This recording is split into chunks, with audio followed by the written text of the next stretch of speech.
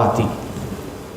Yang kalau seandainya jalan ini kita sekali terpleset, maka kita akan menjadi orang yang paling merugi nanti di hadapan Allah. Dan alhamdulillah hari ini kita sudah diberikan oleh Allah petunjuknya untuk bisa melewati jalan tersebut. Kalau seandainya kita tersesat di dunia, lalu kita bertanya kepada orang yang tahu tentang jalan tersebut, boleh jadi orang yang memberitahu kepada kita adalah orang yang benar, lalu kita berada di atas jalan yang benar. Atau boleh jadi orang tersebut tidak faham, akhirnya kita menjadi tersesat. Tapi tenang, masalah jalan menuju ke dunia, mencari dunia, itu demi Allah lebih ringan daripada menuju jalannya Allah. Karena kalau sudah tersesat, Allah sesatkan, Allah palingkan dari jalan Allah, maka kita akan termasuk orang-orang yang merugi nanti di hadapan Allah. Allah katakan, wa inna minkum illa wariduha kana ala rabbika hatman maqdiyya. Sudah ketetapan bagi Allah, kita akan melewati yang namanya sirat, dan di bawahnya adalah neraka jahanam. Maka nampak kita ini butuh sama hidayah. Kita ini selalu senantiasa butuh merefleksi diri kita, mengingat-ingat diri kita dan nikmat yang Allah berikan kepada kita, agar senantiasa kita ini butuh sama Allah. Sadar atau tidak sadar, setidaknya sedikitnya kita 17 kali dalam sehari minta apa? Minta hidayah. Allah katakan ihdinas siratal mustaqim. Tapi sadar tidak ketika kita minta itu, kita tuh lagi minta hidayah? Ataukah kita sedang memikirkan urusan yang lain, pekerjaan, urusan dunia, masalah dan yang lainnya? Atau kita benar-benar minta sama Allah, sedangkan kita tahu bahwa Rasul pernah mengatakan, innallaha la yastajibu du'a min qalbin ghafilahin. Allah tidak akan pernah mengijabah doanya dari hati yang lalai. Maka mohon ketika kita membacakan surat Al-Fatihah di salat kita, kita resapi bahwa kita adalah makhluk yang butuh kepada Allah dan hidayah, ya. Ma'asyiral muslimin yang dirahmati Allah Subhanahu wa taala. Tadi saya sampaikan, kalau kita terpeleset sekali saja dalam perjalanan menuju Allah, antum bayangkan akan datang nanti orang yang paling nikmat hidupnya di dunia, yang paling kaya mungkin, yang paling senang, yang keluarganya dipenuhi dengan kebahagiaan, yang jabatannya sudah tinggi dan langgeng selama-lamanya di dunia. Pokoknya orang ini paling enak di dunia. Dicelupkan di api neraka, diangkat kembali dengan satu celupan. Allah tanya kepada dia, hal ra'aita khairun qat, hal marrata bika na'iman qat, apakah pernah mendapati dirimu kebaikan sedikit pun? Apakah engkau pernah melihat kenikmatan sedikit pun? Apa jawaban dia? Wallahi ma ra'aitu khairan qat, saya tidak pernah melihat kebaikan dan kegembiraan sedikit pun di dunia. Untuk bayangkan, orang yang paling nikmat hidupnya di dunia dicelupkan dengan satu celupan di api neraka, membuat keindahan dunia itu hilang dari diri dia. Maka ma'asyiral muslimin, senantiasa meresapi doa yang senantiasa kita baca di sholat kita, dan memperbanyak doa kepada Allah dengan mengatakan, ya muqallibal qulub tsabbit qalbi ala dinik. Karena Nabi itu, ketika Ibnu Abbas meriwayatkan hadis ini, Ibnu Abbas menceritakan bahwa Nabi itu memperbanyak doa ini. Dan anak tanya kepada antum, kira-kira Nabi itu kalau doa itu khusyuk, minta harap, atau kosong hatinya? Benar-benar minta berharap kepada Allah. Padahal itu Nabi memperbanyak doa, ya muqallibal qulub tsabbit qalbi ala dinik. Karena kita tidak tahu akhir hidup kita itu seperti apa. Kita sering khutbah Jumat, kita sering mendengar khatib mengatakan, wala tamutunna illa wa antum muslimun, dan jangan sampai kalian mati kecuali dalam kondisi Islam. Siapa yang bisa menjamin antum yang duduk di shaf pertama ini mati dalam keadaan Islam? Gak ada yang jamin. Bahkan riwayat Bukhari, Muslim mengatakan bahwa ada salah seorang sahabat, kana rajulun nasraniyan fa aslama. Ada seorang sahabat tadinya Nasrani, masuk Islam. Faqara'a suratul Baqarah wa Ali Imran. Dia hafal, dia baca Al-Baqarah, Ali Imran. Murtad, masuk Islam. Dikembali fa'ada Nasraniyan, dikembali kepada agama Nasrani. Ketemu Nabi, punya predikat sahabat Nabi, hafal Al-Baqarah dan Ali Imran, tapi Allah balikkan hatinya menjadi Nasrani. Setelah Nasrani ngejek Nabi lagi. Dia mengatakan sesungguhnya Muhammad itu tidaklah mengetahui dari Al-Quran kecuali apa yang saya tulis dan saya baca Al-Baqarah dan Ali Imran. Mati dalam keadaan bukan muslim. Artinya muslimin, siapa yang menjamin? Hafal Quran matinya Islam, tidak ada yang menjamin. Hari ini ustaz, akhirnya apakah jadi muslim atau tidak? Tidak ada yang menjamin. Hafiz 30 juz, mati dalam kan muslim, tidak ada yang menjamin. Karena seseorang itu akan dinilai dari akhirnya, dan akhirnya itu apakah dia bisa menjaga dan merawat hidayah tersebut atau tidak. Kami mintalah kepada Allah atas hidayah yang Allah berikan kepada kita, agar senantiasa kita tidak merugi di dunia apalagi nanti di akhirat Allah Subhanahu wa taala. Hilangnya dunia itu lebih ringan daripada hilangnya hidayah dari Allah Subhanahu wa taala. Hilangnya dunia dan seisinya ini itu tidak akan lebih buruk daripada ketika hidayah itu hilang dari kita.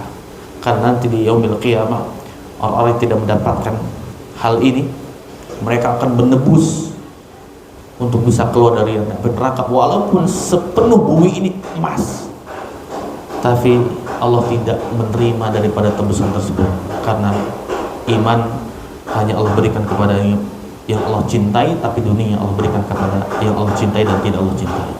Terima kasih muslimin, salawat serta salam kita curahkan kepada Nabi kita Rasulullah dan kepada seluruh umatnya yang mengikuti jalan di atas sunnahnya. InsyaAllah hari ini kita akan melanjutkan pembahasan kitab Al-Arba'in Nawawi di hadis ke-36, hadis tentang anjuran tolong menolong atau balasan sesuai dengan perbuatannya. Tafadhal Pak Iwan atau siapa yang baca? Hah? Siapa? Ja'far Sakir. Baik. Yang ada bukunya tafadhal bisa dibuka karena hadis ini agak sedikit panjang. Semoga Allah mudahkan kita untuk menyelesaikan hari ini.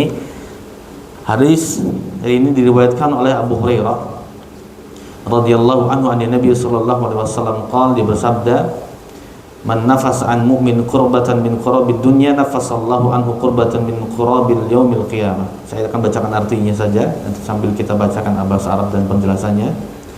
Barang siapa yang meringankan suatu penderitaan di dunia dari seseorang mukmin, maka Allah azza wa jalla akan meringankan penderitaannya kelak pada hari kiamat. Barang siapa yang memudahkan orang kesulitan, maka Allah akan mudahkan urusannya di dunia dan di akhirat. Barang siapa yang menutupi aib seorang muslim, maka Allah akan menutup aibnya di dunia dan di akhirat. Allah senantiasa menolong hambanya selama hamba tersebut menolong saudaranya. Barang siapa yang menempuh jalan untuk mencari ilmu, maka Allah akan mudahkan jalannya menuju surga. Tidaklah suatu kaum berkumpul di dalam rumah-rumah Allah membaca ayat Quran dan mempelajarinya di antara mereka, kecuali Allah akan turunkan kepada mereka ketenangan, diliputi dengan rahmat, dikelilingi oleh para malaikat, dan Allah akan menyambut mereka di sisinya di hadapan para malaikat. Barang siapa amalannya memperlambatnya, maka nasabnya tidak akan mempercepat dirinya. Hadis riwayat Muslim dengan redaksi ini. Mas muslimin, hadis yang begitu panjang ini, kata para ulama menjelaskan bahwa ini terkandung dalam sebuah kaidah al-jaza'u min jinsil amal. Ini bukan hadis tapi kaidah bahwa segala sesuatu balasan sesuai dengan perbuatan yang dia lakukan. Bahkan di dalam ayat Al-Quran banyak sekali menunjukkan tentang kaidah ini. Contohnya di dalam surat Ali Imran Allah katakan wa makaru wa makarallahu wallahu khairul makirin. Orang-orang kafir itu membuat makar, maka Allah balas tipu daya makar mereka dengan Allah Subhanahu wa taala. Contoh yang lain di surat An-Nisa Allah katakan tentang orang munafik, innal munafiqina yukhadi'una Allah wa huwa khadi'un. Ketika orang munafik itu menipu Allah di dunia, Allah balas karena perbuatan mereka di dunia menipu Allah, Allah balas nanti dengan perbuatan Allah menipu mereka di yaumil qiyamah. Contoh yang lain dalam hadis yang sudah kita pelajari di kitab Al-Arba'in Nawawi, Allah katakan, Rasul katakan, ihfazillaha yahfazka. Apabila engkau menjaga Allah, maka Allah jaga kamu. Artinya kurang lebih 100 lebih dalil dari Al-Quran dan hadis menunjukkan bahwa ada kaidah menunjukkan al-jaza'u min jinsil amal, yaitu balasan sesuai dengan apa yang diperbuat. Tentunya hal ini berbeda dengan hukum karma, Pak ya. Kalau hukum karma itu adalah sesuatu perbuatan, apabila dia melakukan suatu pelanggaran, maka anaknya, istrinya, mungkin bapaknya, ibunya akan mendapatkan balasan atas apa yang dia lakukan. Ya, tapi kaidah balasan sesuai dengan perbuatannya berbeda dengan hukum karma. Karena balasan yang dia lakukan, dia akan mendapatkan kebaikan daripada apa yang dilakukan tersebut. Ya, tentunya ma'asyiral muslimin, hadis ini adalah hadis yang sangat agung yang menunjukkan kepada kita bahwa setiap kebaikan pasti ada balasannya di dunia dan di akhirat. Begitupun juga dengan keburukan, Allah akan balas di dunia dan di akhirat. Sabda Rasulullah SAW di hadis redaksi yang pertama ini, beliau mengatakan, "Man nafasa an mu'minin kurbatan min kurabid dunya, nafasallahu anhu kurbatan min kurabil yaumil qiyamah." Barang siapa yang meringankan suatu penderitaan di dunia dari seorang mukmin, maka Allah akan meringankan penderitaannya pada hari kiamat. Artinya, ketika kita memiliki kemampuan untuk menolong hamba Allah, orang mukmin, dan di hadis ini dikatakan bahwa bukan menghilangkan kesulitannya, tapi meringankan. Contoh, Pak, kalau ada orang sedang kesulitan dalam pekerjaan, kita bantu. Atau ada orang yang sedang mogok, Pak ya, di jalan, ya, kita tidak bisa benerin secara sempurna karena kita bukan ahlinya dalam bidang tersebut. Mungkin kita bisa dorong pakai kaki. Atau ada orang yang sedang mencari barang yang kehilangan, kita carikan barangnya. Walaupun sampai akhir kita tidak tertemu, kita termasuk dalam hadis yang Rasulullah katakan ini. Kita akan mendapatkan janji Allah, Allah akan mudahkan urusan kita nanti di yaumul qiyamah. Kenapa di redaksi hadis ini, hadis pertama redaksi ini, Rasul tidak menunjukkan bahwa nanti Allah akan mudahkan urusan kita dunia dan akhirat, hanya akhirat saja. Sedangkan redaksi 3 perkataan Nabi setelahnya adalah menunjukkan bahwa kalau kita berbuat baik, menutup aib saudara kita, menolong saudara kita, Allah akan balas dunia dan akhirat. Ya.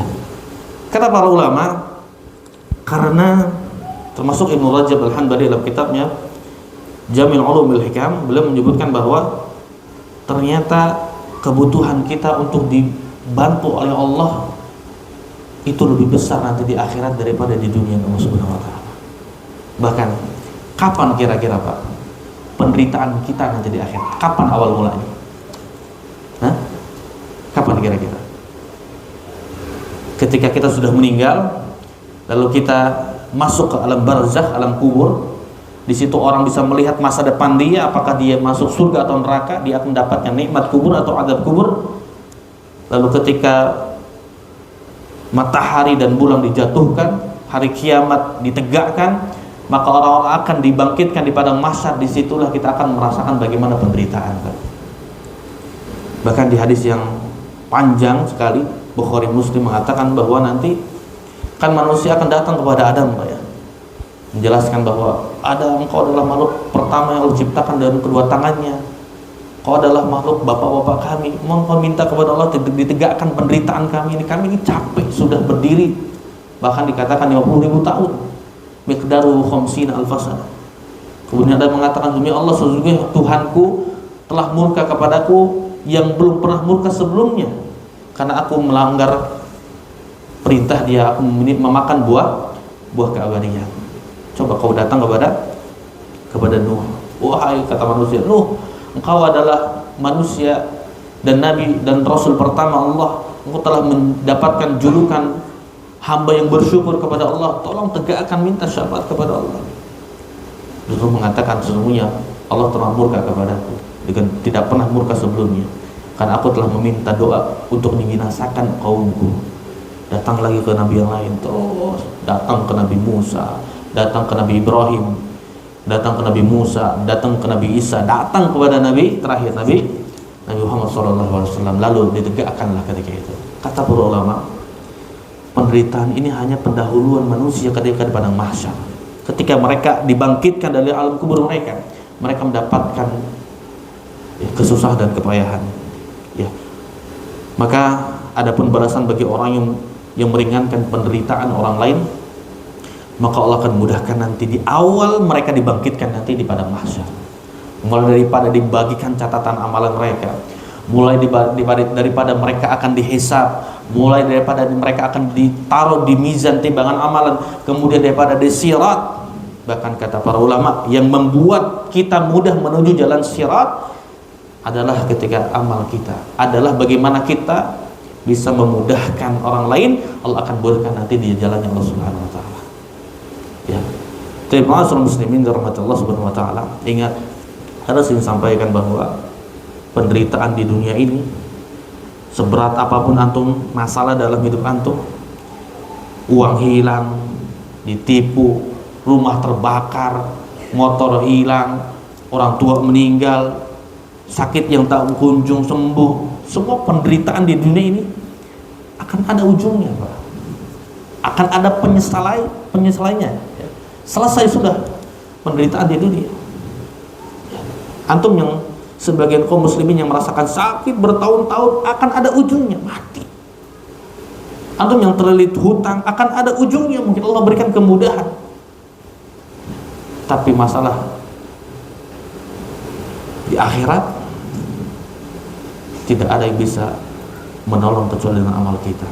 Oleh karenanya Rasulullah tidak menyatakan bahwa di hadis pertama ini Allah akan membalas di dunia dan di akhirat, melainkan Allah akan menutup dan akan menyembunyikan kebaikan-kebaikan kita selagi kita meringankan beban, ya, kesulitan orang lain sesama muslim. Allah akan tangguhkan nanti di yaumul qiyamah. Ini redaksi hadis yang pertama. Redaksi yang kedua, sabda Nabi Muhammad SAW mengatakan, "Wa man yassara 'ala mu'sirin yassarallahu 'alaihi fid dunya wal akhirah." Barang siapa yang memudahkan orang yang kesulitan, maka Allah akan berikan kemudahan baginya urusan di dunia dan di akhirat. Makna mu'sirin adalah orang yang terlilit hutang, kata para ulama, dalam kondisi sulit dan terdesak. Adapun musir adalah orang yang dalam kondisi lapang untuk membayar hutang. Orang ini mungkin hutang 1 juta, pekan depan ada gaji untuk bisa membayar. Tapi orang yang pertama dalam hadis ini adalah orang yang terlilit hutang, kesulitan.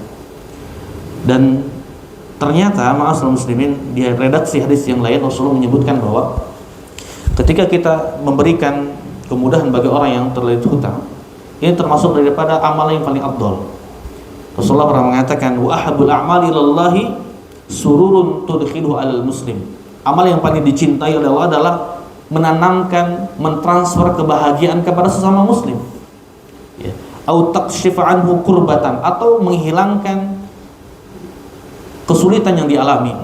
Au taqdi dainan, atau dia melunasi hutang-hutangnya. Au tatrudu anhu ju'an, atau dia menghilangkan rasa laparnya. Nah, dari hadis redaksi ini dan dikuatkan dengan hadis yang lain, kata para ulama, dalam masalah ini menjadi 2 macam. Yang pertama adalah orang dalam kondisi lapang untuk membayar hutang, yaitu musir. Yang pertama adalah orang yang dalam kondisi lapang untuk membayar hutang, maka orang ini tak usah kita bantu, karena dia orang yang mampu untuk membayar hutangnya. Adapun orang yang kedua adalah orang yang terlilit hutang, yang dia sulit untuk membayarnya, yaitu adalah orang yang dalam hadis tersebut, hadis ini. Dan di macam yang kedua ini, orang yang terlilit hutang ini dibagi lagi menjadi 2 macam, kata ulama. Yang pertama adalah orang yang berhutang itu kepada kita. Orang yang terlilit hutang itu adalah orang yang berhutang kepada kita. Ya. Maka siapa saja yang berhutang kepada kita, Rasulullah SAW senantiasa mengajukan kepada kita untuk menangguh atau memberikan jangka waktu agar dia bisa membayar. Ya. Bahkan Allah katakan di surat Al-Baqarah, wa in kana dzu usratin fanadiratun ila maisarah. Dan jika ada orang yang berhutang kepadamu dalam kesukaran, dalam kesulitan, maka berilah tangguhan sampai dia bisa menyampaikan dan memberikan bayar hutang tersebut kepada Anda. Oleh karena Syekh Utsaimin rahimahullah taala dalam kitabnya Syarah Arba'in Nawawi mengatakan bahwa kalau seandainya ada orang yang berhutang kepada kita, lalu ternyata dia bukan orang yang penipu, bukan orang tukang bohong, dia sudah berusaha untuk bisa membayar hak hutang kepada kami, kepada saya, maka tidak boleh kita berlapor kepada pihak berwajib. Selagi orang itu jujur, berusaha, dicicil mungkin hutangnya, kita berikan tempo, tidak bisa bayar, kita belikan lagi, tidak bisa bayar, kata Syekhul Utsaimin, kita tidak boleh melaporkannya kepada pihak yang berwajib. Adapun orang-orang yang memang dikasih hutang sama kita, kemudian orang tersebut akhirnya lari atau tidak ada niatan untuk membayar, padahal dia mampu untuk membayar, dia punya aset, punya yang lain untuk bisa dijual untuk menutupi hutang kepada kita, maka kita diperbolehkan untuk melaporkan kepada pihak yang berwajib. Ya.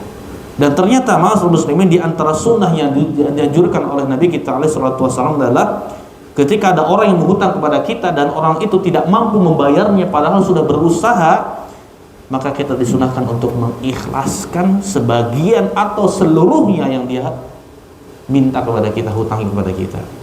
Ini berdasarkan firman Allah. Allah katakan, wa antasaddaqu khairul lakum in kuntum ta'lamun. Dan menyedekahkan sebagian bahkan seluruh hutang itu lebih baik bagimu jika kamu mengetahui. Ya, jadi ini amalan luar biasa, Pak. Membebaskan hutang itu. Kalau ada orang yang hutang kepada kita, maksudnya. Dan di antara ini adalah amalan yang bisa memasukkan kita ke dalam surganya Allah Subhanahu wa taala. Bahkan dalam hadis yang sahih riwayat Bukhari Muslim dikatakan, talaqqatil malaikatur ruh rajulin mimman kana qablakum. Akan datang suatu ruh yang sebelum kalian, manusia sebelum kalian, datang ruh tersebut kepada kami, kata malaikat, faqalu a'amilta minal khairi syai'an. Wahai ruh fulan, kau masuk surga, kau pernah mengamalkan suatu perbuatan sedikit pun enggak? Dia mengatakan, qala la, tidak. Qalu tadzakkar, coba, kata malaikat, ingat-ingatlah. Kau bisa masuk surga, gak mungkin bisa masuk surga tanpa amalan. Coba ingat-ingat. Dia mengingat, diingatin sama malaikat. Kuntu udayinun nas fa'amur fityani ayyundiru al-mu'sir. Kata dia, saya ingat wahai malaikat, saya dulu ketika di dunia saya pernah beri pinjaman hutang kepada orang-orang. Namun saya suruh budak-budak saya untuk menunda orang yang sulit untuk membayar, ditunda hutangnya, dan untuk mengurangi tagihan orang yang mudah untuk membayar hutang. Apa kata Allah? Allah katakan kepada orang tersebut, tajawwazu anhu. Orang ini sudah baik, orang ini diampuni dosanya Allah Subhanahu wa taala, sehingga dia bisa masuk surganya Allah Subhanahu wa taala. Nah, maka ma'asyiral muslimin, Allah itu enggak akan lupa sama kita. Kalau seandainya kita pernah berbuat baik sesama makhluk, ya, maka Allah akan mudahkan kita untuk menuju jalan Allah Subhanahu wa taala. Dan ternyata hutang itu yang kita berikan kepada orang lain, bukan hanya kita memberikan hutang tidak mendapatkan pahala, bahkan mendapatkan pahala di sisi Allah. Bahkan ketika kita menghutangi orang dengan ikhlas, itu kata Rasulullah di dalam hadis riwayat Ahmad disahihkan sanadnya oleh Syekh Al-Albani, dia mengatakan, innas salafa yajri majra syartis sadaqah. Sesungguhnya pahala memberikan hutang itu akan mengalir seperti mengalirnya setengah sedekah. Hadisnya sahih. Oke. Kalau kita memberikan hutang kepada fulan 1 juta, itu seolah kita sedang bersedekah setengahnya 500.000. Padahal kita menghutangkan uang tersebut 1 juta kepada orang lain, yang mungkin uang itu akan kembali kepada kita. Ini motivasi ma'asyiral muslimin. Kenapa? Karena mungkin Allah ciptakan manusia ini tidak semuanya bahagia.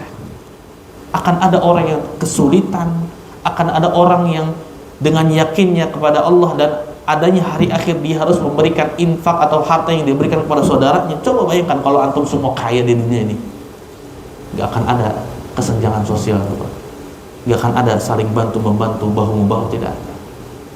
Ya, oleh karenanya ketika kita berhutang dan ikhlas lillah, insya Allah itu diantara salah satu amalan yang akan memudahkan kita jadi di hadapan Allah Subhanahu wa taala. Ini model yang pertama, ya. Orang tersebut hutang kepada kita. Model yang kedua adalah orang itu hutang sama orang lain. Nah, kalau orang itu hutang sama orang lain, maka tidak ada kewajiban bagi kita untuk melunasi hutangnya. Tidak ada anjuran bagi kita untuk melunasi atau mengikhlaskan setengah atau seluruhnya kalau hutang itu kepada orang lain. Ya, tapi lagi-lagi agama mengajarkan kepada kita untuk bisa membantu orang tersebut karena terlilit hutang. Bahkan hukumnya sunnah, bukan wajib, Pak ya. Hukumnya sunnah bagi kita membantu orang lain ketika orang tersebut berhutang kepada orang lain yang dia terlilit hutang. Karena orang yang senantiasa membantu dan meringankan kesulitan orang lain, ingat janji Allah, Allah akan mudahkannya di yaumul qiyamah. Ini sabda yang kedua ya. Kemudian yang ketiga, Nabi SAW mengatakan, "Wa man satara musliman satarallahu fid dunya wal akhirah." Barang siapa yang menutupi aib seorang muslim, maka Allah akan menutup aibnya di dunia dan di akhirat. Kata satara dalam bahasa Arab ini artinya menutup. Sitar, menutup. Itu artinya hendaknya kita berusaha untuk tidak melihat aib orang lain dan tidak mencari-cari aib orang lain. Kalaupun kita tahu, kita tutup gitu. Dan ingat, ketika kita menutup aib orang lain, ini ibadah. Jangan sebagian orang berpikir ibadah itu sholat, zakat, puasa, haji, umrah. Menutup aib saudaranya itu ibadah lillahi ta'ala. Adapun orang yang mungkin ya, ada sebagian orang hari ini membanggakan kemaksiatannya, mengumbar aibnya sendiri, bahkan menampakkan dengan tanpa ragu-ragu, maka dia tidak masalah bagi kita untuk mengumbarnya. Contoh, kalau ada orang maling, membunuh orang, dia terang-terangan membunuh orang di mana? Di medsos atau yang lainnya, maka kita boleh untuk menyebarkannya agar ada pihak yang berwajib agar madorotnya tidak lebih besar ketika itu. Dan masalah aib ini dikecualikan pada ulama, boleh kita. Contoh, ada orang yang menikah, kemudian tanya sama kita, fulan ini baik atau tidak? Oh, kita tahu aibnya nih, ya, keburukannya, ya, bahkan keburukannya lebih banyak daripada kebaikannya. Yang mungkin kalau Anda rekomendasikan orang ini gak cocok sama antum, kita boleh berikan masukan, oh, orang ini kayaknya kurang baik ini gini. Ya. Atau ada orang yang berhutang kepada kita, hutang orang ini gak pernah bayar, boleh gak kita kasih tahu? Boleh. Apa akhi? Fulan nih mau hutang sama anak gimana? Aduh, anak udah 10 kali gak dibayar. Gak apa-apa. Adapun aib itu yang berkaitan tentang keluarganya, mungkin dirinya, yang mungkin dia tidak mau diumbar kepada orang lain, lalu kita umbar, ini dosa. Ayuhibbu ahadukum an ya'kula akhihi maitan fakarihtumu. Allah sampai permisalkan kalau kita memuji atau membicarakan aib orang lain, itu bagaimana kita sedang memakan daging saudara kita sendiri. Ya. Tapi perlu kita ketahui bahwa meskipun seorang bisa menutupi aibnya di dunia, maka dia tidak akan pernah bisa menutup aibnya di akhirat. Ya.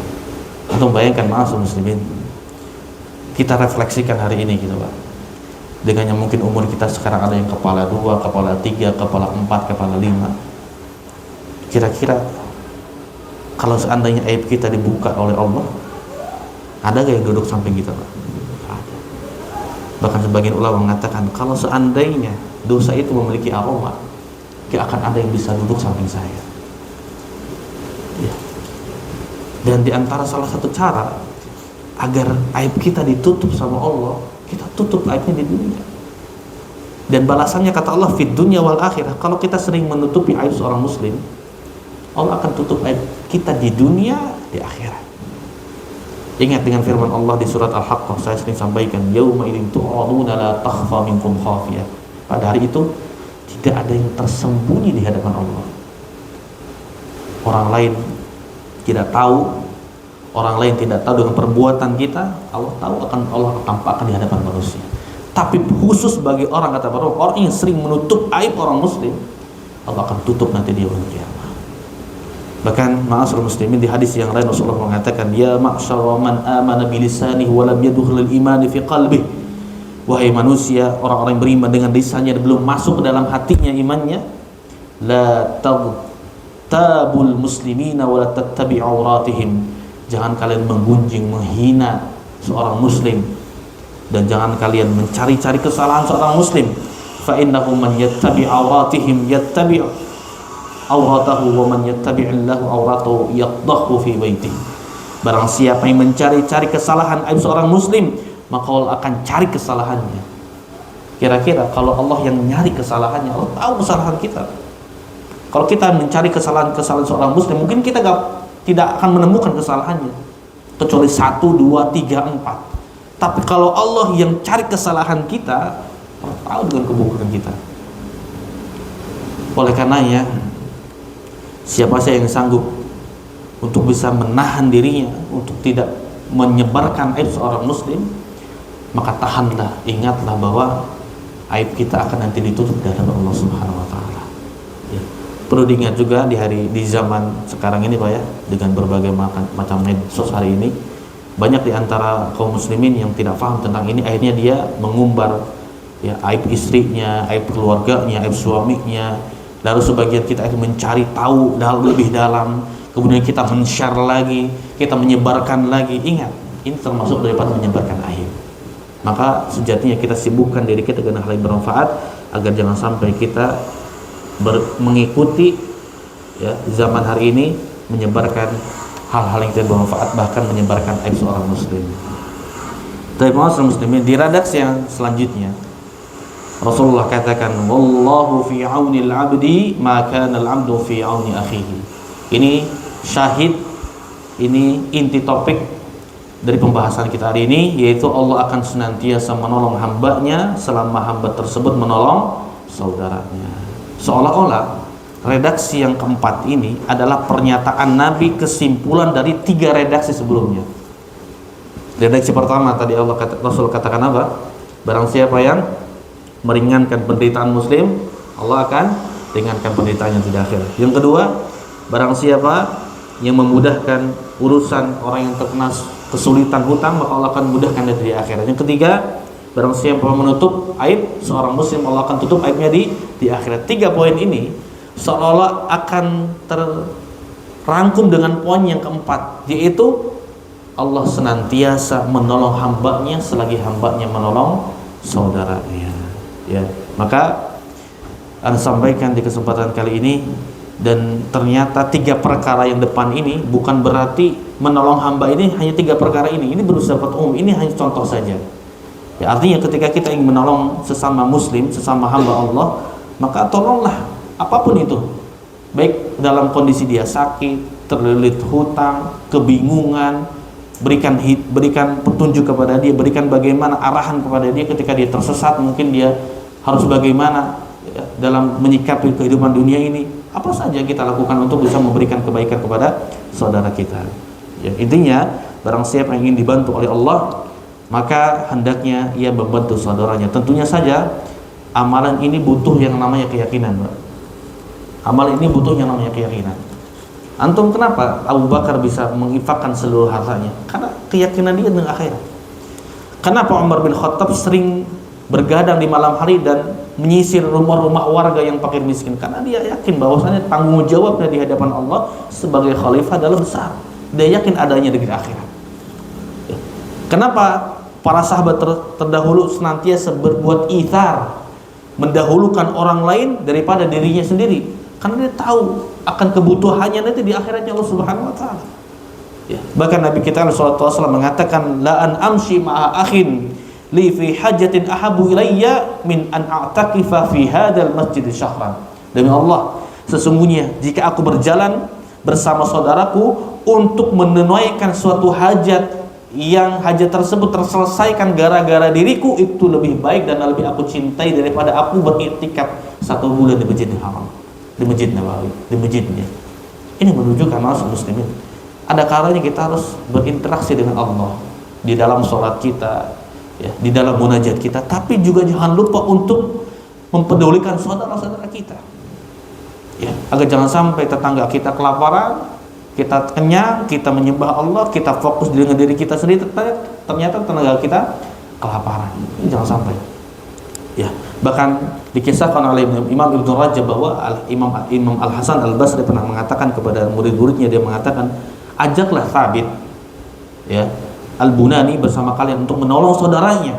Maka mereka akhirnya datang kepada Thabit, sedang beriktikaf di masjid, lalu diajak, wahai Thabit, kata gurumu Al-Hasan diajak untuk menolong saudaramu di luar sana, ayo kita menolong saudara kita. Kata Thabit, tidak, saya sedang iktikaf di masjid. Datang lagi muridnya kepada Al-Hasan Al-Basri, lalu dia mengatakan, wahai Al-Hasan, Thabit tidak mau. Apa kata Al-Hasan Al-Basri? Dia mengatakan, katakan kepadanya bahwa langkahmu dalam rangka untuk membantu saudaramu sesama muslim itu lebih baik daripada haji berkali-kali. Akhirnya Sabit termotivasi membantu saudaranya. Ya, ada saatnya saya katakan tadi seorang bisa beribadah kepada Allah, dan ada saatnya melakukan ibadah yang lebih Allah cintai, yaitu membantu sesama muslim. Ya. Tapi ma'asal muslimin yang dirahmati Allah Subhanahu wa taala, di redaksi yang keempat ini ya tentunya butuh keyakinan dan refleksi diri kita. Pernahkah kita membantu orang lain, Allah bantu kepada kita? Tapi kebalikannya, pernahkah kita mempersulit orang lain, lalu Allah sulitkan diri kita? Anak sering sampaikan ke anak-anak yang zaman hari ini, Pak, ya, sering adanya bullying segala macam. Ya. Anak sering sampaikan bahwa apa hak antum menghina saudara antum, padahal antum tidak ada andil dalam memperbesar atau mendidik anak-anak yang lainnya. Contoh, ada si A ngejek si B, menggunjing atau menghina si B. Apa hak si A menghina si B, sedangkan si A ini tidak ada andilnya dalam proses pendidikan si B? Sedangkan orang tuanya sudah capek-capek kasih makan, sudah capek-capek memberikan pendidikan yang baik, kemudian diejek. Siapa kira-kira yang paling sakit? Anaknya apa orang tuanya, Pak? Kalau anak antum diejek, yang sakit siapa? Antum sudah berusaha sebaik mungkin untuk mendidik anak antum, ya. Kemudian anak antum dikatain bodoh gitu sama anak yang lain. Yang lebih sakit anaknya atau orang tua? Orang tua. Antum menghina saudara antum sendiri, padahal saudara antum sendiri sudah berusaha dengan baik sebaik-baik mungkin. Bahkan teman-teman sudah mensupport orang tua, yang sudah memberikan segalanya kepada dia, lalu kita ejek. Hak apa? Apa hak kita mengejek dia? Sedangkan kita tidak punya andil untuk kehidupan dia. Ya. Maka ingat, Imam Ibnu Mubarak saja ketika pernah usahanya bangkrut, Pak, dia tidak menyalahkan orang lain.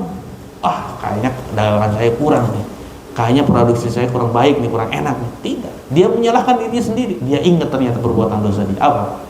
Dia pernah bilang ke orang lain, kamu nih bangkrut nanti. Dia bangkrut di kemudian hari. Maka ma'asyiral muslimin, ingat, ketika kita melakukan kebaikan, memudahkan orang, menolong orang, ingat dengan janji Allah, Allah akan tolong kita di dunia dan di akhirat. Dan pertolongan Allah kita lebih butuhkan di akhiratnya Allah daripada di kehidupan dunia ini. Pernah gak kita urusan kita lebih tiba-tiba mudah gitu, Pak, ya? Kemudian kita dikasih kemudahan, tiba-tiba harusnya deadline-nya seminggu, tiba-tiba selesai 2 hari. Ya, kerjaan segini tiba-tiba sehari selesai. Itu demi Allah, bukan gara-gara ya usaha kita dan juga kemampuan kita dalam memanage dan mengejarkan segala urusan. Karena mungkin kita pernah menolong orang lain dan memudahkan orang lain, hanya Allah memudahkan kita. Ya, maka berdirinya yayasan ini juga kita harus tata niat kita. Kita harus tata bahwa kita mendirikan yayasan ini untuk menolong saudara-saudara kita.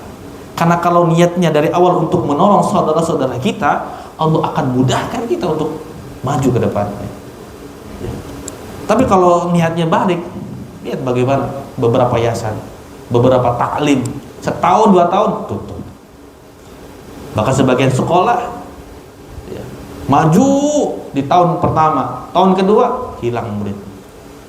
Sebagian sekolah di Cikarang, Pak, itu sisa muridnya itu saya lihat 20 orang, sisa kelas 5 sama kelas 6, 1-4-nya udah hilang, nggak terima ya, karena dari awalnya sudah bukan niatnya untuk menolong sesama muslim, niatnya margin, keuntungan. Hilanglah akhirnya tujuan dia, karena kita tahu bahwa dengan kaidah ini, kalau kita niatnya memang menolong saudara kita sesama muslim, maka Allah akan menolong kita dan memberikan kemudahan kepada kita. Kemudian di sabda Rasulullah setelahnya, di redaksi yang setelahnya, Rasulullah mengatakan tentang keutamaan menuntut ilmu. Setelah Rasulullah berikan ancang-ancang di redaksi pertama Sakama keempat tentang urusan sesama hamba, akhirnya Rasulullah memberikan solusi bagaimana cara menolong hamba, bagaimana cara mempermudah seseorang dengan cara menuntut ilmu. Rasulullah katakan, man salaka tariqan yaltamisu fihi ilman sahalallahu lahu bihi tariqan ilal jannah. Hadisnya panjang, ternyata ini adalah potongan hadis daripada hadis yang panjang. Barang siapa yang menempuh jalan untuk mencari ilmu, maka Allah akan mudahkan baginya jalan menuju surga Allah. Kata Ibnu Rajab Al-Hanbali dalam kitabnya Jami' Ulum wal Hikam, beliau mengatakan bahwa jalan menuntut ilmu terbagi menjadi dua, yaitu yang pertama jalan konkret al-hissi, yaitu seperti kita hari ini datang ke kajian, datang ke masjid, datang kepada guru, belajar. Ini termasuk daripada jalan yang konkret, ya kita datang ke kajian untuk menuntut ilmu. Adapun yang kedua adalah jalan yang abstrak, maknawi, yaitu jangan antara kita mempelajari kitab ini, di rumah kita baca kitab contoh, kemudian kita di rumah dengerin kajian, atau di rumah kita baca Quran, kemudian dibaca ayat-ayat Al-Quran tersebut dengan maknanya. Ini adalah jalan menuju Allah Subhanahu wa taala dengan jalan menuntut ilmu, di antaranya adalah al-ma'nawi, itu jalan yang abstrak. Nah, ma'asyiral muslimin, kata para ulama, kenapa jalan menuju surga itu susah tapi Allah mudahkan untuk menuntut ilmu? Padahal ibadah yang harus diluruskan atau diusahakan untuk berjalan itu kan banyak. Mengunjungi orang tua, berbakti kepada orang tua, kemudian jalan ke masjid, umroh, haji, ziarah ke makam, ya untuk mengingat kematian atau yang lainnya. Itu kan banyak, Pak ya. Kenapa dari semua itu gak ada redaksinya? Mereka akan dimudahkan jalan menuju Allah. Umroh contoh, jalan akan dimudahkan menuju Allah. Contoh haji atau ziarah kepada orang tua atau yang lain. Kenapa hanya menuntut ilmu saja Allah mudahkan jalannya menuju surga Allah Subhanahu wa taala? Kata Ibnu Rajab Al-Hanbali sini mengatakan bahwa karena ilmu adalah jalan tercepat dan merupakan jalan termudah untuk menuju surga Allah. Karena dengan menuntut ilmu ini kita faham, oh ini halal, ini haram. Oh kayaknya amalan ini yang paling baik yang A deh, yang B kayaknya kurang banyak pahalanya, diambil yang A. Oh ternyata sedekah kayak gini lebih banyak pahalanya daripada sedekah kayak gini. Itu dengan ilmu. Ya, antum sedekah sama adik antum, itu sama gak dengan sedekah dengan kepada orang yang pinggir jalan? Beda, dapat dua pahalanya, silaturahim dan sedekah. Ya. Salat sunnah, kemudian makan, minum. Kalau orang punya ilmunya semua diniatkan untuk ibadah, itu gak ada yang kosong dalam kehidupan dunia kayak gini. Ya. Bahkan lagi viral-viral harian, Pak ya, saya dapat video dari kawan, ternyata ada salah satu artis itu bisa banyak dapat ilmu gara-gara bismillah. Ada artis kalau salah, jadi ingetin sama temannya pas lagi makan, dia mengucapkan Allahumma barik lana fima razaqtana wa qina adzabannar. Salah, cukup bismillah. Ya benar, ini ajaran mak saya katanya. Enggak, coba antum baca lagi, coba lihat referensi, cuma bismillah doang. Dicari, oh ternyata benar bismillah. Dari situ dia ingat bahwa ternyata kayaknya banyak amalan yang salah nih, nggak cuma makan doang yang terkecil. Oh ini terus lagi sholat saya ternyata nggak benar, akhirnya wudhu saya nggak benar, kehidupan saya nggak benar, mau sampai kapan saya nggak benar kayak gini. Akhirnya dia menerima hidayah. Ya intinya masuk muslimin, kalau orang sudah diberikan hidayah dan ada ketertarikan dia untuk bisa menuntut ilmu, Allah akan mudahkan jalannya menuju surga Allah Subhanahu wa taala. Tema muslimin dirahmati Allah Subhanahu wa taala. Ya, duduknya antum di sini menulis, mengkaji, mengkitab, membaca kitab, kemudian ini semuanya adalah ibadah lillahi taala. Dan yang dimaksud dengan hadis ini adalah ilmu syar'i, ilmu agama. Baik itu ilmu yang susah, yang mudah, yang ringan, yang berat, selagi kita mempelajarinya karena lillahi ta'ala, maka Allah akan mudahkan jalannya menuju surganya Allah Subhanahu wa taala. Ya, Anda lihat bagaimana para ikhwan itu, subhanallah ya, di sini belajar bahasa Arab malam Minggu, Pak ya. Malam Minggu, Pak ya? Apa malam Senin? Bahasa Arab nih. Malam Minggu ya? Masya Allah, itu waktu keluarga diambil untuk menuntut ilmu. Dan biasanya khalaqah bahasa Arab itu khalaqah yang gak bertahan lama gitu. Karena biasanya sedikit mental. Ya, kalau bukan kan taufik dari Allah Subhanahu wa taala. Tapi ingat, ketika antum belajar apapun itu dalam urusan agama, baik itu ilmu bahasa Arab, baik itu tahsinul Quran, baik itu ilmu fikih, akidah, hadis yang lainnya, selagi antum niatkan untuk lillahi ta'ala dan niatkan untuk bisa dimudahkan jalannya menuju surganya Allah, Allah akan berikan janji itu. Ya, karena Al-Imam Syafi'i pernah mengatakan talabul ilmin afdalu min shalatin nafilah. Menuntut ilmu itu lebih afdal daripada salat sunnah. Maka Imam Syafi'i ketika mengunjungi muridnya, dia tidak tidur semalaman membaca kitab, mengeluarkan faidah-faidah dari satu hadis, sedangkan murid-murid yang lainnya itu salat malam, dia lebih memilih untuk menuntut ilmu daripada salat malam. Karena menuntut ilmu itu adalah lebih agung daripada salat atau mengerjakan hal-hal yang sunnah. Tapi ma'asyiral muslimin dirahmati Allah Subhanahu wa taala, di hadis yang selanjutnya, redaksi yang selanjutnya, Rasulullah mengatakan, "Wa man ijtama'a qaumun fi baitin min buyutillah." Tidaklah suatu kaum berkumpul di dalam rumah-rumah Allah, yatluna kitab Allah, membacakan Al-Qur'an, ayat-ayat Allah, wa yatadarusuna bainahum, dan dia membacakan dan memahami ayat-ayat Allah tersebut, illa nazalat alaihimus sakinah, kecuali Allah akan turunkan kepada dia rasa ketenangan, wa ghasyiyatuhumur rahmah, dan Allah akan menyelimuti dia dan dengan malaikat yang akan menyambut dia di kelingking malaikat, wa hafathumul malaikah wa dzakarallahu fi man indah, malaikat datang, kemudian sakinah datang, Allah akan sebut-sebut dia di hadapan Allah Subhanahu wa taala. Tapi ma'asyiral muslimin, kita sekarang lagi membaca ayat-ayat Allah, kita sedang bagaimana ya membaca hadis-hadis Rasulullah SAW, maka datang insya Allah para malaikat datang kepada kita, insya Allah nanti ketenangan datang kepada kita, dan mungkin hari ini kita belum mendapatkan efek samping dari itu, tapi mungkin 10 tahun, 20 tahun, 30 tahun ke depan kita akan mendapatkan efek samping daripada apa yang sudah kita lakukan hari ini. Ya, 2 hari kemarin saya ketemu dengan ikhwan, dia cerita kepada saya, Pak, Ustaz, katanya tadi pembahasan tentang hidayah atau yang lainnya, saya teringat dengan suatu refleksi yang saya refleksikan. Saya ini dulu katanya kerja di pabrik di Kalimantan, dan bos saya ini nonis gitu, non muslim, sering mengiming-imingi kepada saya, antum sekolah aja nanti di Amerika, nanti saya sekolahin, nanti pas pulang saya kasih uang 5 juta, saya kasih gaji 5 juta. Waktu itu kalau tidak salah masih tahun 92-93, 5 juta, udah Pak, udah begitu.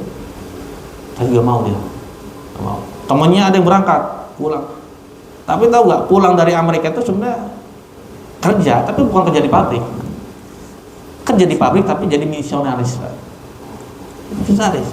Bahkan dia cerita, teman saya keluarga bapaknya sakit, kemudian dibiayai sama pendeta sampai semuanya di rumah sakit, pulang satu keluarga murtad. Ya. Saya juga pernah, Pak, GM saya ketika kerja di hotel, banyak kerjanya, kerja di hotel, itu GM saya senantiasa selalu ketika hari Jumat jam 12 itu ya, suka ngundang orang-orang dari kampung, kemudian disuruh nginep di hotel. Kamu belum pernah naik mobil apa? Mercy? Saya nanti jemput pakai Mercy. Belum pernah nginep di hotel, lagi kita hotel.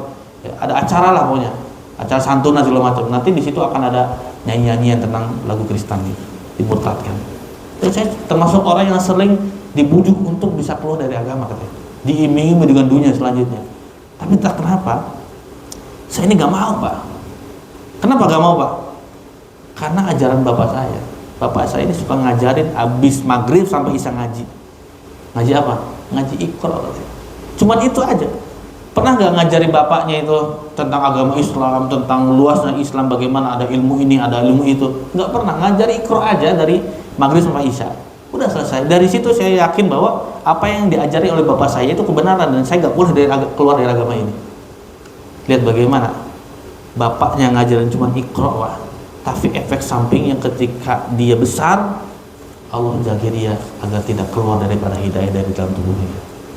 Jadi ma'asyiral muslimin, kita harus yakini kalau kita belajar agama ini, belajar Al-Quran, mungkin belajar bahasa Arab, belajar hadis atau yang lainnya, itu untuk diri kita, bukan untuk orang lain. Dan manfaatnya mungkin hari ini kita tidak rasakan, nanti mungkin bagi anak kita, bagi istri kita, bagi diri kita, Allah jaga diri kita. Dan mohon saya sampaikan, ada satu kitab yang akan petunjuk bagi kita sampai hari kiamat, itu sebagai kitab petunjuk, gak mungkin berubah ya, bahwa itu adalah kitab sebagai petunjuk, pedoman kaum muslimin, bahkan seluruh umat dunia, bagaimana mencari ketenangan, kebenaran, dan mengetahui mana yang hak, mana yang batil. Itu Al-Quran. Coba setiap hari kalau bisa kita sisipkan satu waktu, Pak, untuk bisa membaca Al-Quran dan juga terjemahannya. Coba 5 menit kita baca satu lembar atau satu muka, satu ayat baca artinya, satu ayat baca artinya, sampai kita hatam Al-Quran, kita pernah membacakan bahasa Arab dan juga artinya, agar lebih mengena ketika kita baca Quran. Kenapa sebagian orang ketika baca Quran gak bisa nangis? Karena gak paham artinya, karena gak paham apa yang dia baca. Dan ketika kita baca, kita paham, kita baca artinya, insya Allah itu akan lebih mengena kepada diri kita. Ya, antum tahulah, dulu ketika kecil ada lagu ya, saya sering dulu termasuk orang yang ketika masuk rumah tuh orang tua sering nyetir lagu religius dulu, karena belum paham dulu. Apa? Siapa pengarang itu? Dia mengatakan, Ombo Ati ada 5 perkara. Yang pertama apa? Itu apa? Baca Quran dan maknanya. Itu obat hati, Pak. Kalau hati kita lagi gundah, lagi gulana, baca Quran dengan gak cuman bahasa Arabnya, pahami maknanya. Yang kedua apa? Lupa lagi. Hah? Salat malam dah? Disalurkan, baca Quran dan maknanya disalurkan di salat malam. Ya, ini ma'asyiral muslim ya. Insya Allah ketika kita berkumpul kemudian membaca Al-Quranul Karim, kita pahami maknanya, insya Allah itu akan menjadi obat bagi kita semua. Karena Allah janjikan kepada kita Al-Quran fihi syifa'ul linnas, ya. Atau Al-Quran itu akan menjadi obat bagi kita. Baik. Kemudian di redaksi yang terakhir Rasulullah katakan, "Wa man batta'a bihi 'amaluhu lam yusri' bihi nasabuhu." Barang siapa yang amalannya memperlambatnya, maka nasabnya tidak mempercepat dirinya untuk masuk ke dalam surganya Allah. Jadi nasab ini tidak akan bisa mempengaruhi dirinya apakah dia pasti masuk surga atau ke neraka dulu. Yang akan menyebabkan dirinya bisa masuk surga adalah amalannya. Bahkan beberapa banyak hadis-hadis, ayat-ayat Allah menyebutkan bahwa kita masuk surga karena amalan, bukan karena nasab. Ya. Sebagaimana Allah katakan di dalam surat Al-An'am ayat 132, Allah katakan walikullin darajatin mimma amilu, dan masing-masing orang akan memperoleh derajat yang seimbang di hadapan Allah atas apa yang dia kerjakan. Wa ma rabbuka bighafilin amma ya'malun, dan Tuhanmu tidak akan lengah dari apa yang mereka kerjakan. Wallahu khabirum bima ta'malun, Allah akan mengetahui apa yang kamu lakukan. Artinya muslimin, nasab itu tidak akan bisa menyeret kita ke surga, melainkan yang bisa menyeret kita ke surga adalah amalannya. Bahkan nasab ini tidak akan bermanfaat kalau seandainya dia tidak beriman dan beramal soleh kepada Allah Subhanahu wa taala. Antum bayangkan Bilal bin Rabah, siapa dia? Budak, Pak. Tapi Rasul mendengar terompahan kakinya di surga. Antum lihat bagaimana Salman Al-Farisi, dia adalah seorang dari Persia. Ya. Tapi ternyata dia mulia dengan beriman kepada Allah Subhanahu wa taala. Tapi lihat bagaimana pamannya Nabi Muhammad, Abu Lahab, pamannya nasabnya tinggi, tidak beriman, dijerumuskan ke dalam neraka, bahkan dia terlaknat satu keluarga. Tabbat yada Abi Lahab wa tab, sekeluarga dilaknat. Bapaknya, istrinya, wa mar'atu hammalatal hatab, anak-anaknya dilaknat Allah Subhanahu wa taala. Dan ini menunjukkan bahwa tidak ada yang kita banggakan karena kita semua tercipta dari tanah. Rasulullah sering menasihati orang-orang di Mekah dengan mengatakan, wahai kaum Quraisy, wahai kaum Bani ini. Rasulullah mengatakan, kullukum min Adam wa Adam min turab. Kalian semua tercipta dari Adam dan Adam terbuat dari tanah. La fadla li Arabi 'alal ajam, tidak ada keutamaan orang yang Arab ataupun non-Arab. Walal aswad 'alal abyad, orang putih, orang hitam tidak lebih utama. Tapi Allah itu Maha Adil. Allah tahu yang membuat kemuliaan seorang itu bukan di kulit warna, di harta, di jabatan, ya, di nasab, akan tapi Allah letakkan kemuliaan itu takwanya Allah Subhanahu wa taala. Sebagaimana Allah letakkan kebahagiaan itu di dalam hati. Baik, ma'asyiral muslimin, dari hadis ini kita bisa menyimpulkan bahwa di redaksi yang pertama Rasulullah menyebutkan bagaimana keutamaan orang-orang yang memudahkan urusan orang lain, menolong orang lain, menutup aib orang lain. Allah akan balas nanti di dunia, apalagi nanti akhiratnya Allah Subhanahu wa taala. Dan bagaimana cara kita untuk kiat-kiat bagaimana bisa menolong orang lain, bagaimana bisa menutup aib orang lain. Rasul katakan di redaksi setelahnya, yaitu dengan cara menuntut ilmu Allah Subhanahu wa taala, agar dengan ilmu itu kita bisa mengetahui mana yang benar, mana yang salah, mana yang sunnah, mana yang bid'ah, mana yang tauhid, mana yang syirik, mana yang bisa mendekatkan diri kepada surganya Allah, mana bisa menjauhkan diri kepada nerakanya Allah, dan mana orang-orang yang akan terjerumus ke dalam kebinasaan Allah Subhanahu wa taala. Baik. Ini yang bisa saya sampaikan.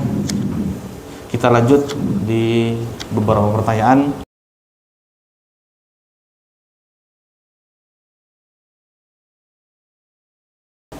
Anak izin membacakan pertanyaan, yang bisa jawab, bisa anak jawab, yang tidak mungkin di lain kesempatan.